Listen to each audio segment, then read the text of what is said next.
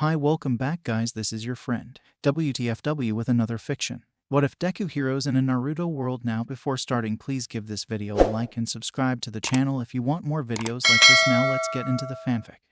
It wasn't the first time that Midoriya Izuku prepared chocolates for Valentine's Day. As she continued mixing the ingredients, a slight smile tugged at the corners of her lips. But this year was a little bit different. For the first time, she was making chocolates for friends, and also for someone special, a person she felt confident enough to confess her feelings to, since she knew that said person wouldn't make fun of her or anything to deliberately hurt her, even if she was rejected. During her elementary and middle school years, Izuku had no one to call friend. Moreover, her classmates had already made it clear that they would never accept anything from someone without a quirk. However, at that time, Bakugo Katsuki was an exception. Every year, the girl made chocolates with pepper for some reason. Everything that Katsuki ate had pepper. And chocolate wasn't an exception for her childhood friend, who she had a crush. But unfortunately, he shared the same ideas of the people of their class. Katsuki would never accept a gift from someone without a quirk. How did she know this? Well, there was one incident that made it abundantly clear. The only time she had gathered the courage to give him chocolates in person, he had taken the pink package from her hands, only for it to explode in his grip. It was a clear rejection, and it left a lasting impression on Izuku. For this reason, year after year, Izuku discreetly placed her carefully crafted chocolates in Katsuki's shoe locker, along with those of several other girls who shared the same apprehension of face-to-face confessions. It became a silent tradition, a secret offering of unrequited affection. Afterward, she would quietly retreat to the secluded area behind the school, a place where she could be alone with her thoughts.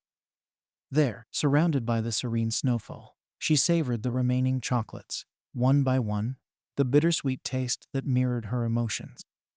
The delicate snowflakes gently covered the school ground, creating a peaceful ambience. She would stay there until the bell rang and the classes were about to start. But that year would be different. Izuku could give the chocolates she made to all those she carried in her heart. And with these thoughts in mind, she poured the chocolate into the molds of different designs, leaving the heart's molds separated to put a mixture of different flavor. Chocolate with mint. She smiled. Everything would work out. Out of the corner of her eye, she stared at some peppers in a metal basin. Well, at least she hoped so. Lying on his bed, Bakugo Katsuki stared at the ceiling of his room, thousands of thoughts going through his head. So much had happened in less than a year: the Usja attack, the UA Sport Festival, his kidnapping in the camp, and his red eyes narrowed at the thought of the events shortly after his abduction. All Might had used all the power he had left to defeat All for One, and then all US students moved into dormitories built within the school area. At that time he would have wanted to confront Izuku, but as the exams for the provisional hero license were approaching, he had to leave the conversation he wanted to have for later. Well, in the end, he failed the exam. But somewhere in his being, he thanked the gods for not being the only one. Todoroki had also failed, and Deku, she passed. Frustration seemed to accumulate even more deeply within his being. That same night, while all the students were chatting excitedly in the living room, he approached the girl who was eagerly looking at the cell phone, and with the greatest naturalness in the world, asked her to meet him outside the dorms later that night, claiming that it was about the quirk she possessed. As soon as the whole class were asleep, the two of them headed toward Beta Field, the place where they had faced each other for the first time. Their Katsuki confirmed his suspicions that Izuku had in fact received All Might's quirk. That night, he also let out all his frustration. And Midoriya heard him, making some interruptions, but heard him. Finally, he asked no, he demanded that they fight. At first the girl did everything to avoid a fight, but as he launched attacks, the girl was forced to defend herself. Yet, she still begged him to stop. He screamed again, and at some point he blurted out the guilt he felt about the end of All Might's career. The next instant, Izuku attacked him, claiming that in one way or another, she wanted to test her new attacks. And then, the real fight started.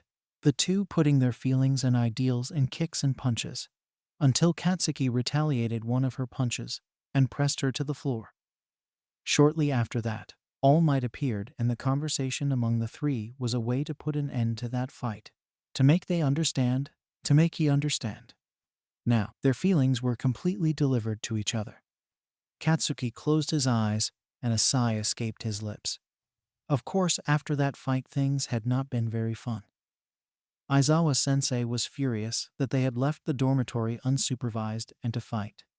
But thanks to All Might, he and the Deku were suspended for 4 and 3 days respectively instead of being expelled, and forced to clean the common areas of the dormitory.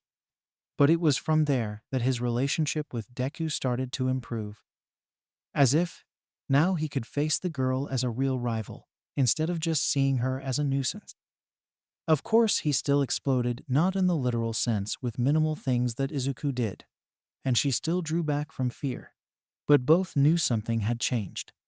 His stomach growled, and Bakugo remembered that he had not yet eaten after returning from a training session against Kirishima in the afternoon.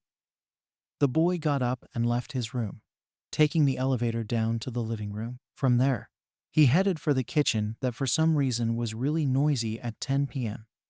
What do I do now? Just pour it in the molds, and then put in the refrigerator. What cute shapes. I think I did something wrong. Katsuki arched his eyebrow. What the hell were the girls doing? He walked to the kitchen's entrance, and the instant he entered the room, the blonde saw the mess that the kitchen was. Surely he could not cook anything at that moment. Bakugo-kun. The first person who noticed him was Hagakure. The bowl the invisible girl held approached him, and suddenly a spoonful of chocolate was placed in his mouth without further notice. Without much choice, he swallowed the chocolate and then coughed. "Did you like the chocolate?" the girl asked. "What the fuck was that?" he shouted. Hagakure had the decency to at least laugh ashamed. "I'm sorry. I'm just a little anxious, I guess." "But what do you think, Bakugo-kun?" Uraraka asked. "We're using this recipe we've seen on the internet, but we need an opinion." He narrowed his eyes and scoffed. "Too sweet." The girls just stared at him for a few moments before returning to their work. "We asked the wrong person," Uraraka murmured. "What did you say, round face?" Katsuki snapped. "And why the hell are you making chocolates so late in the night? Can't you see that I need to use the fucking kitchen?" "Bakugo-san, can you stop yelling?" Yaoyorozu asked with her hands on her hip. "It's late. You're going to wake up the whole dormitory." "You're very noisy, Bakugo-chan," Asui said. "This way you will never be popular and won't receive any chocolates." "What did you?" The look of the class vice president made him reconsider ending his sentence. "Tomorrow is Valentine's Day. Why do you think we're making chocolates?" Ashido said almost rhetorically. He had completely forgotten about it. But he didn't care anyway about the damn holiday. "And we're almost done here," Jiru said, starting to wash the basins. "You'll have the whole kitchen just for you." Katsuki narrowed his red eyes, glaring at the girls before turning around, going back to the living room. He still could hear the girls talking about decorations and other things he did not understand. But something in particular caught his attention. "It would be more fun if Deku-chan were here with us," commented Uraraka. True, he didn't saw the green-haired girl. Where was Deku? Well, she probably wanted some privacy to make her chocolates, Yaoyorozu guessed. What other reason for her to ask for permission to go home on the eve of Valentine's Day? "Do you think she's doing it for someone in particular?" Hagakure exclaimed excitedly. Bakugo frowned at that remark. "Maybe. I can't think on any other reason why she would return home," Jiru said. "After all, we are making chocolates for everyone in the class. And if Midoriya wanted to make just that kind of chocolate too, she would definitely do it here with us." They were quiet for a minute. and Bakugu, who was lying on the sofa in the living room, almost got up to see if anything had happened. Not that he was worried, of course. "And who do you think she's going to confess to?" Asui asked, curiosity clear in her voice. Katsuki's red eyes widened. Deku was going to confess? For who? Again the silence prevailed in the kitchen, and the boy found himself uneasy. "Well, I think we all know who is the person," Ashido muttered. And the conversation ended there, leaving a more than annoyed Bakugu squirming on the living room sofa for not having an answer. "Why am I so fucking annoyed?" he thought. He probably wouldn't sleep that night. The day dawned snowing, and probably would continue that way for the rest of the day. Some children who were going to school had already started a snowball war with their friends, and that made Izuku smile. Since she had returned to her house, she had to get up a little earlier to go to UA. But it was all worth it, and the bag full of chocolates in her hands was proof enough.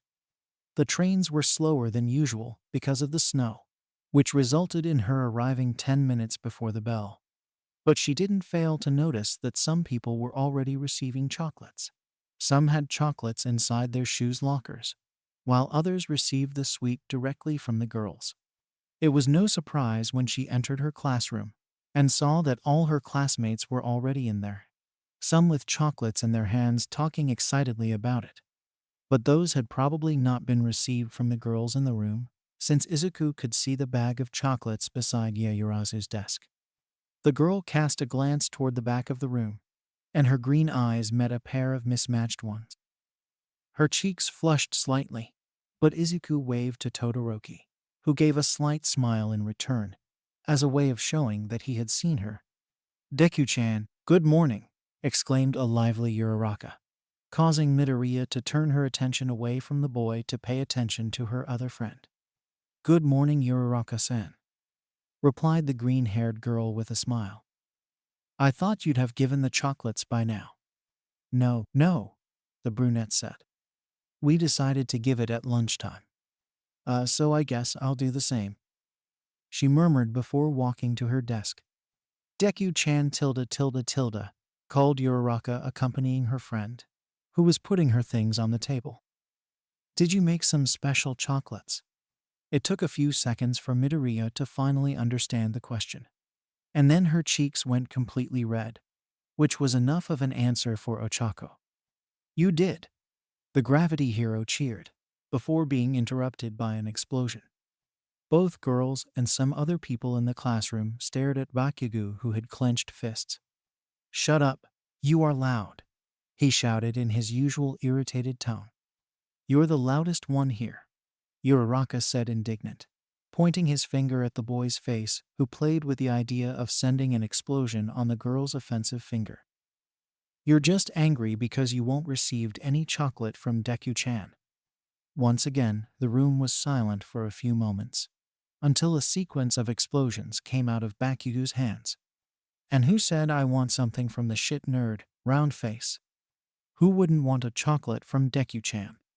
The exchange continued between Ochako and Katsuki, one defending Izuku and the other insulting her with an immense vocabulary of impossible rude nicknames, while Deku just turned around and sighed, before facing her bag full of chocolates. "How many times do I have to repeat it? When the bell rings, I want everyone already seated." Aizawa's tired, irritated voice made all students freeze in their places. Kirishima held Katsuki by the arms, preventing him from possibly trying to kill Uraraka, who was held by Ida, who until that moment had tried to stop the fight. "Sit down." The command took effect immediately. In a blink of an eye, they were all seated properly in their chairs. "Children have too much energy, and I don't get paid enough to deal with it." The teacher sighed and crawled towards his table with his yellow sleeping bag. The morning classes went on quickly, or at least that's how Izuku felt the time passed. During the classes, she thought about how she would give her chocolates. 17 of those thoughts had a happy ending, as she decided to call it, and 2 other thoughts had uncertain endings. "Everyone!" yelled Yaoyorozu excitedly, catching everyone's attention in the room. "Before you go out for lunch, Me and all the girls in wanna have a present for you. Chocolates, Minta shouted with wide eyes. They are chocolates in the name of friendship, said Asui before Minta assumed something more.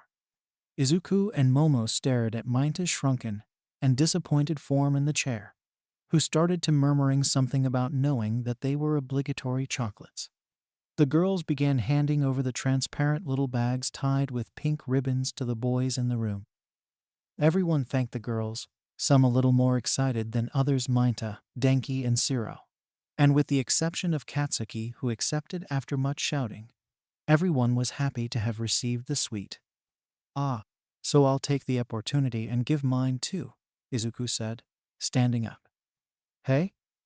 The girl stared at her male classmates who looked shocked. What she did to them looked that way. She didn't know exactly. I thought those chocolates were from all the girls, Denki remarked, staring at his chocolates. And who cares, shouted Minta. We will receive more chocolate. And from Midoriya, the angel of this classroom. And then he started to trail off. Beautiful and wonderful, not to mention the bod. Minta couldn't finish his sentence, since Suyu has slapped him with her tongue. You don't have to finish this comment, Minta-kun, said the frog quirk user. Ignoring the boy's comment, Izuku began distributing the chocolates that were inside of transparent little bags too, to the people in the classroom, including the girls, who were surprised that they were also getting chocolates. Deku-chan, you're an angel, Ochako cried, throwing herself toward Midoriya to hug her, an example followed by the other girls in the room. Izuku in turn just laughed a little embarrassed. As soon as her friends released her, Izuku returned to her desk. Only 2 chocolates remained in the bag. Now, the question was, how to deliver them. The girl's green orbs stared at the chocolate bag identical to the others she had just delivered, the only difference being the color of the tie, red. It would probably be best to deliver all the friendship chocolates first, right? Determined the path she would take, Izuku took the present and turned to Katsuki, who continued to complain about the holiday well. The worst that could happen was him refusing the chocolate and blow it up just as he had done a few years ago. Kaken, Izuku called. Katsuki's red eyes stared at the girl with long, wavy green hair. He frowned. What do you want, Deku? Ah. Suddenly, the girl forgot all the speech she'd memorized to confront her childhood friend. Despair took over, and a desperate Midoriya was synonymous of mess. I know you don't like sweets, and well, I know that you kind of hates me too. Something in that phrase made the blonde boy flinch. But just fuck say it. I made some chocolates for you too, Izuku blurted, extending the sweet in Katsuki's direction. The room was silent, and some of the students stared at Katsuki, waiting for an explosive reaction, something that surprisingly didn't come. Apparently, the boy himself was in shock. Deku-chan, you really are an angel, said Uraraka, breaking the silence. Only a kind soul like yours would give chocolate to Aso. I mean to Bakugu-kun. Yeah, only you would do it, Midoriya, commented Kirishima. Hey Bakugu, just accept the chocolate, Denki exclaimed, which finally made Katsuki react. Chocolates. You made chocolates. Katsuki said rather incredulous. No Bakugu, they're lollipops, Siro muttered ironically. Of course they're chocolates, man. And that sentence finally made the Bakugu Katsuki that everyone knew come back. I am not blind, you idiot, he shouted. I know that they are chocolates. Today is Valentine's Day. It is obvious that she would make chocolates. Kaken. Katsuki turned his gaze to the girl, who continues to stretch the present toward him. She was looking at him anxiously, waiting for he accept or refuse them. If he was still Katsuki from a few months ago, he would have already blown the sweet. But after the conversation fight with the girl, he knew their relationship had changed, so Bakugu accepted them. Not in the mostly polite way. After all, just taking the present from the hands of someone could never be called as a polite action. But for both of them, it was already a beginning, and the smile on Izuku's face was the proof. I hope they're not shitty, Deku, Katsuki commented, starting to open the package. Or I will fucking blow them. Well it quotas, not like you haven't done this before. Izuku commented, which made Katsuki stop his movements for a few seconds. Oh, he does not even have the capacity to say thank you. Hagakure deadpanned. The other girls and some of the boys just nodded their heads in agreement. Really? You do not have a bit of education. Ochako started before finally realizing what her friend had said. You already exploded the chocolates that Deku-chan made for you. And that remark made the class turn into chaos again. A chaos that Izuku decided to use for her advantage, taking her last gift, a heart-shaped box, and headed for Todoroki, who had only watched his classmates' actions so far, preferring not to get into that mess. Todoroki-kun. Midoriya. Her cheeks turned red again when her eyes met those of the son of the new #1 hero. Can we talk outside? Izuku averted her eyes, now staring at the floor. Todoroki knew what it was about. He wasn't that dense, after all, it was Valentine's Day. But he did not know that he was so anxious until the girl approached him. Of course, he replied, already getting up from his chair. And without their classmates realizing, the two left the room, their movements followed by a pair of red eyes that realized their small talk in the midst of the confusion. Ah, Katsuki shouted. Fuck off your damn extras. Don't you have other shit to do? Yes, I have more important things to do than arguing with someone like you, Uraraka yelled back, showing her tongue to the boy before running out of the room. Gradually, the other students in class, one began to leave the room to finally go to lunch, leaving Bakugo alone in the room with his chocolates in hand. He stared a few seconds at the sweets bag he had, and then started to open it. If Deku had given him chocolates the year before, he would have blown them up on the spot, just as he had when he was 10, all because she did not have a quirk. Thinking now, all those years of quarreling with the girl had been because he was a fool. All because he had believed that the girl without a quirk saw him as an inferior being, when all this time she was just worried about him. When had he realized that? Probably after she listened to all his worries and frustrations, and accepted his sorry excuse of a fight, so he could vent everything on something, on someone, and finally come back to his senses. Picking up one of the star-shaped chocolates, Katsuki threw one and caught it with his mouth, as if he were eating popcorns, and moments later his eyes widened and stared at the small bag of chocolates. Chocolates with pepper, like the ones he found in his shoes locker during his middle school days. To say that Todoroki Shadow had been popular in his elementary and middle school days seemed obvious. After all, how could a handsome kid, with a quirk worthy of a hero, not be popular? Besides, his cool attitude seemed to just attract more girls than chasing them away. It was as if the girls were disputing to know who would be the person to melt the ice in his heart. He never really understood that. By the time Valentine's Day arrived, his shoes locker was always overflowing with chocolate boxes, and some with attached love letters. His desk in the classroom was not in different conditions. Piles of chocolates were forming on top of it, since beneath the table was already full. As the day passes, more courageous girls approached him and handed over their obligatory chocolates, because they knew that Todoroki would not accept them if they were a form of confession. The boy only thanked the girls with his stoic expression. He saw no reason to smile and give false hopes to girls that he doesn't even know. During his middle school years, Shadow also learned that at this holiday in particular, he should bring bags to school, several bags to put the sweets. Sweets that he never ate, because he took them to donate in orphanages near his house. And for some reason, the chocolates were always milk or bitter flavor. But like anyone else, he had his preferences. His favorites were mint chocolates. But that year would be different, Todoroki thought as he followed Midoriya up the stairs that led to the roof. When the academic year in the UA had started, Shadow decided to isolate himself. He was not there to make friends. He was there to be a hero. To be a hero better than the one he had to call father. Shoto was there to show that he did not need to use the quirk of endeavor to be the best. Aizawa's tests were easy, and on that board score he identified his possible rivals, Yaoyorozu Momo and Bakugo Katsuki. He would never have thought that the timid Midoriya Izuku who got the last place would get his attention.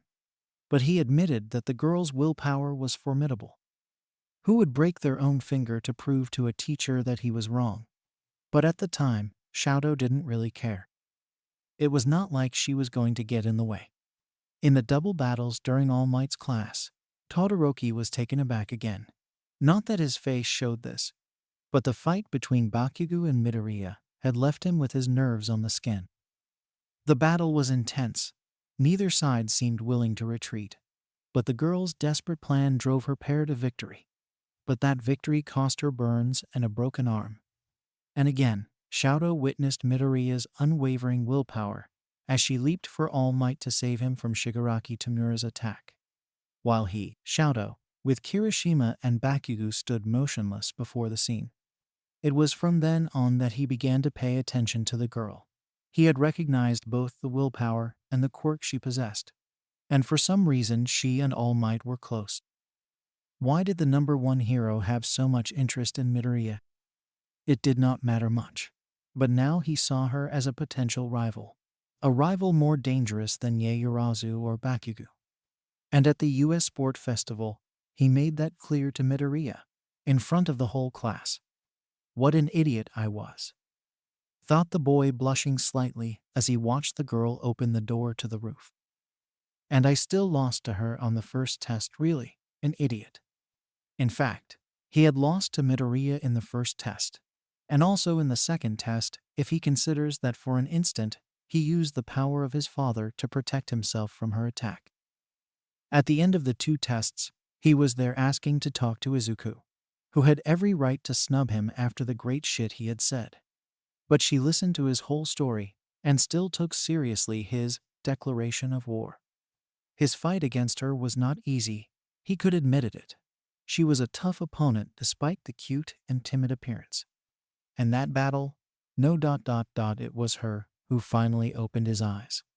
This power is yours, just yours. How had he not noticed it before? Why did something so obvious go unnoticed?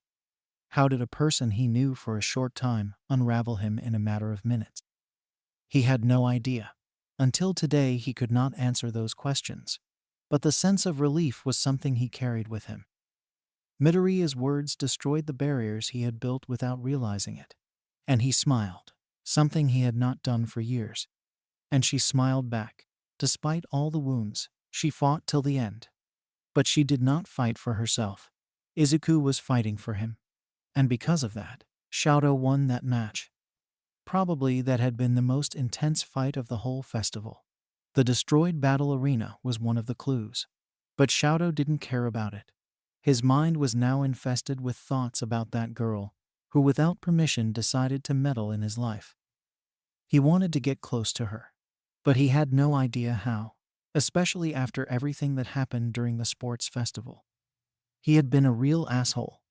It was then that the problem in Hasu, the problem with Stain, happened. They fought side by side, their movements in sync, something that Shoto did not find possible, and with the help of Ida, they defeated the hero killer. After this incident, he approached Midoriya, and was gladly received with a smile. He was also happy to become friends with Ida and Uraraka, who pulled him into their small group without any problems. The following events, such as the camp, Bakugo's kidnapping and rescue, the dormitories, and the provisional license only served to bring them closer. Conversations in the classroom and lunch started to follow them in the dorms. They started spending more time together outside of school. The workouts became more fun when they did it together. And at least once a week, he and Midoriya asked permission to leave the school area to walk around in each other's company. And at some point Todoroki Shoto realized that his feelings for Midoriya Izuku went beyond friendship. He loved her. He loved the strong and fearless way of the girl, loved the sensation of her green hair in his hands as he caressed them, loved to see her eyes shine when she spoke of heroes, loved and found it funny to see her mutter about quirks. loved the warm feeling that spread through his body when their hands touch. But most of all, he loved to see the gentle smile on Midoriya's face. When did this happen? He had no idea. And he didn't care anyway, because that feeling brought the best of him to the surface. And he would not have it any other way. "To Todoroki-kun," exclaimed Izuku. Her red cheeks only made her more adorable. The two of them were in the middle of the roof. It wasn't snowing anymore, and the icy wind shook their hair. I made some chocolates because today is Valentine's Day. And obviously they are chocolates, and not lollipops, as Shiro-kun said. The girl began to speak nervously, which made Todoroki smile. Of course she couldn't be direct. "Well, I made chocolates for everyone in the class, and some for my mother, and for our teachers too. By the way, I already give them the chocolates before going to the class and accidentally I ended up hearing that today." Midoriya. "Yes. I think you're getting off topic." "Ah," she cried, embarrassed. Todoroki noticed that even the girl's ears were red. "Ugh, I dropped the topic again."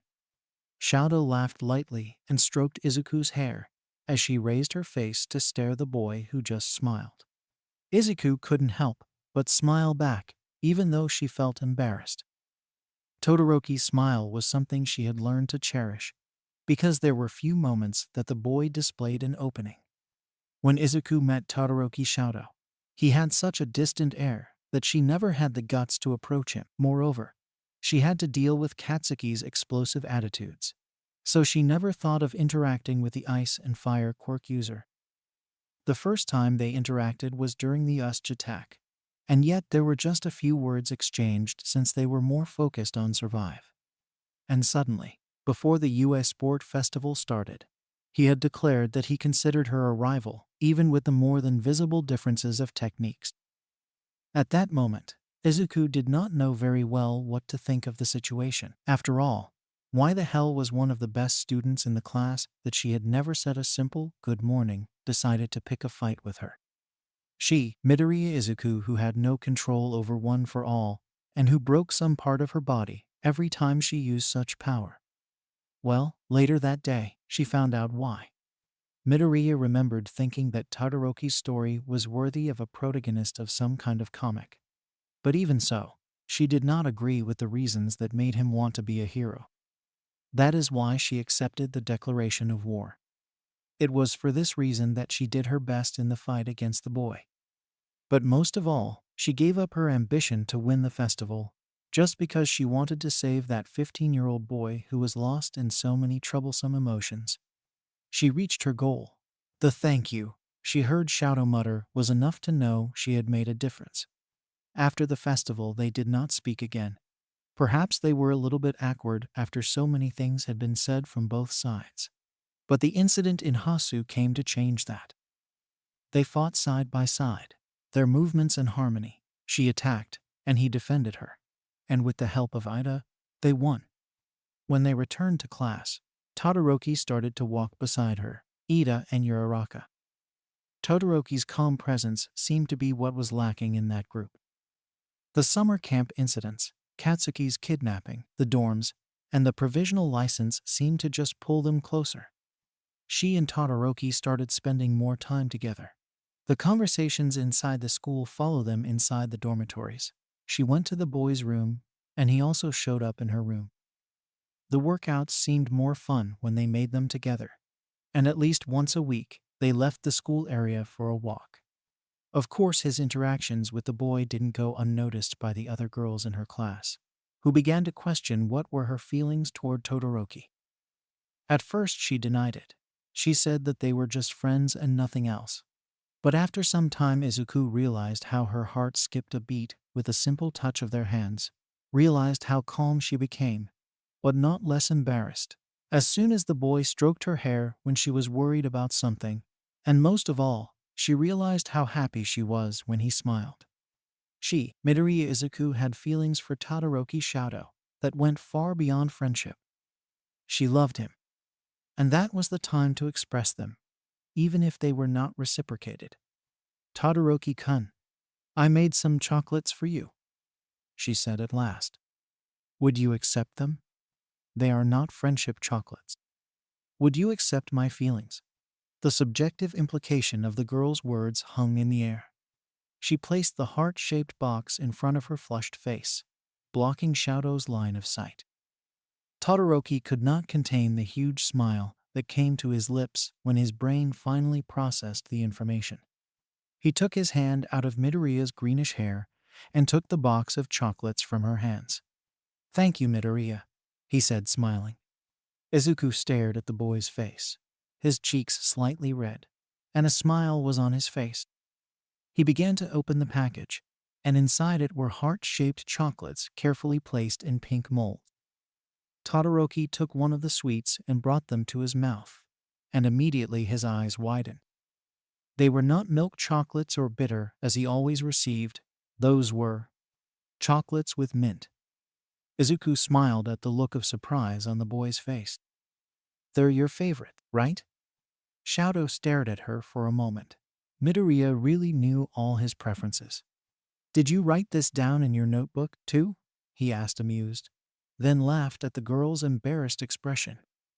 Of course, she took note of his preferences for chocolates along the way. "Well, I thought that one day this information would be important." She was trying to defend herself, and failing miserably. "Maybe one day that information will save our lives. Who guarantees that one day a villain with a quirk of Midoriya?" Shadow called, which made her stare at him again. Without losing any more time, Todoroki leaned forward, his right hand holding the box of chocolates, and the left landed on the girl's red cheeks. "Thank you for the chocolates, Izuku." And then he closed the distance between them, his lips over hers. It didn't take long for Midoriya's green eyes close, and she responded to the kiss. A sweet kiss like the mint chocolates she'd made especially for Shadow. Katsuki let out a sigh, something very contrasting with his explosive and confident personality. He turned around and began to quietly descend the stairs leading to the roof of the building, leaving the couple in peace. It was amazing how he always found himself listening to Deku's conversation with Todoroki in the most different situations. Putting one more of his chocolates with pepper in his mouth, he thought of the irritation he felt when he heard the girls saying that Deku would confess to someone. Now he could understand this irritation, which could also be called jealousy, not that he would ever admit it. He had his chance, a chance that lasted for years, and he had wasted it in the most fantastic way possible. How stupid he had been. Now Deku belonged to another person, who knew how to take the chances given to him. Katsuki had no right to feel frustrated. But even so, there he was walking restlessly through the corners of the Ua. Midoriya would not follow him anymore. She had created her own path, and next to her would be Todoroki Shadow. Even so, Bakugo Katsuki found himself wondering if in the next year he would still receive his chocolates with pepper.